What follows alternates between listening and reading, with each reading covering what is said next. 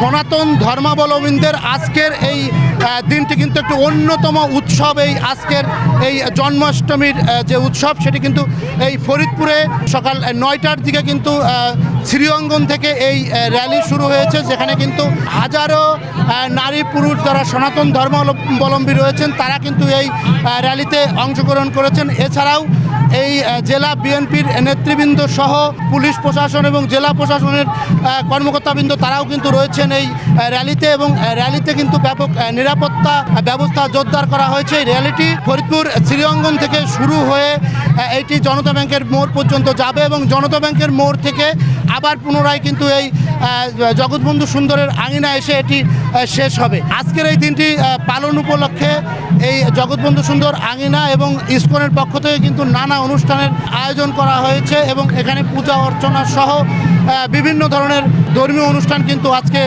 আয়োজন করা হয়েছে। আজকের দিনে শ্রীকৃষ্ণের জন্ম হয়েছিল, তো মানে যখন পৃথিবীতে মানে ধর্মের গ্লানি হয়, অধর্ম বেড়ে যায়, তখনই শ্রীকৃষ্ণ জন্মগ্রহণ করেছিলেন। তাই এই দিনের উপলক্ষে আজকে আমরা এই উৎসব পালন করতেছি। ভাদ্র মাসের অষ্টমী তিথিতে শ্রীকৃষ্ণ ধর্মের পালনের জন্য এবং অসুরদের বিনাশের জন্য পৃথিবীতে অবতীর্ণ হয়েছিলেন। সেই উপলক্ষে আমরা আজকে র্যালি করব, এই জন্য এখানে উপস্থিত হয়েছি এবং আমরা উপবাসও রয়েছি। আমরা পূজা অর্চনা করব, এজন্য বিভিন্ন ধরনের পিঠা, ফল, প্রসাদ এগুলো আমরা ঠাকুরকে অর্পণ করব।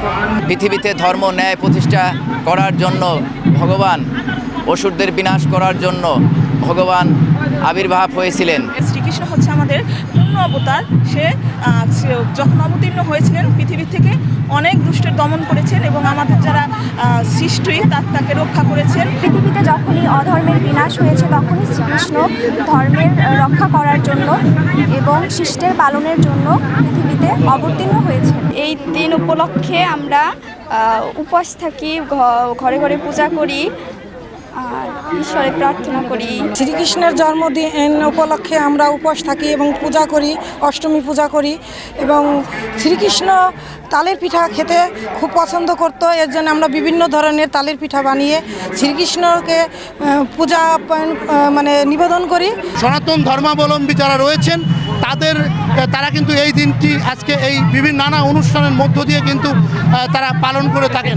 বিশেষ করে এই যে আজকের এই জগৎবন্ধু সুন্দর আঙিনা এবং ইসকন মন্দিরে কিন্তু নানা অনুষ্ঠানের আয়োজন করা হয়েছে। সেখানে পূজা অর্চনা চলবে এবং পূজা শেষে কিন্তু এই যারা থাকবেন তাদের মধ্যে কিন্তু প্রসাদ বিতরণ করা হবে। ভগবান শ্রীকৃষ্ণ যুগে যুগে অবতরণ করেন, কিন্তু এই সময় অবতরণ করেছিলেন বিশেষ করে আসুরিক রাজাদের দৌরাত্ম্য বেড়ে গিয়েছিল। ভগবান শ্রীকৃষ্ণ ভগবদ গীতায় বলছেন, পরিত্রাণায় সাধনাম বিনাশায় চ দুষ্কৃতাম ধর্ম সংস্থাপনার্থায় সম্ভবামি যুগে যুগে। এটি ভগবান নিজেই এই দায়িত্ব নিয়েছিলেন সাধুদেরকে রক্ষা করা এবং দুষ্কৃতিকারীদের বিনাশ করা এবং ধর্মকে প্রতিষ্ঠা করা, এবং তার দৃষ্টান্তস্বরূপ আজও যেটি রয়ে গেছে সনাতন ধর্মের পবিত্র ধর্মগ্রন্থ শ্রীমদ্ ভগবদ গীতা। এটি ভগবান শ্রীকৃষ্ণ নিজের মুখনিসৃত বাণী। আজকে যে জন্মাষ্টমী ছিল সেই উপলক্ষে শহরের সনাতনী হিন্দু সমাজ যারা ব্যাপক সাড়ম্বরে একটা র্যালি মিছিল বের করেছে এবং সেই র্যালি মিছিলে আমাদের পর্যাপ্ত সংখ্যক পুলিশের ফোর্স মোতায়েন ছিল। সার্বিক নিরাপত্তা, যথেষ্ট নিরাপত্তার প্রতি আমরা লক্ষ্য রেখেছি এবং যাতে নির্বিঘ্নে র্যালিটা হয় এবং সবাই যার যার ধর্মীয় উৎসব পালন করতে পারে।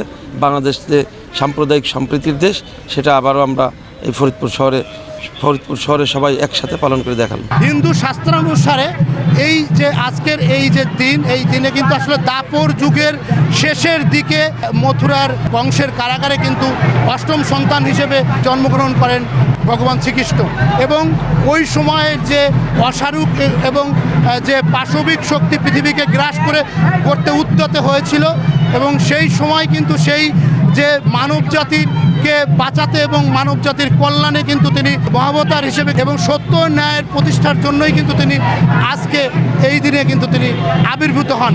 আর এ কারণেই কিন্তু নানা অনুষ্ঠানের মধ্য দিয়ে আজকের এই দিনটি পালন করে থাকেন সনাতন ধর্মাবলম্বীরা।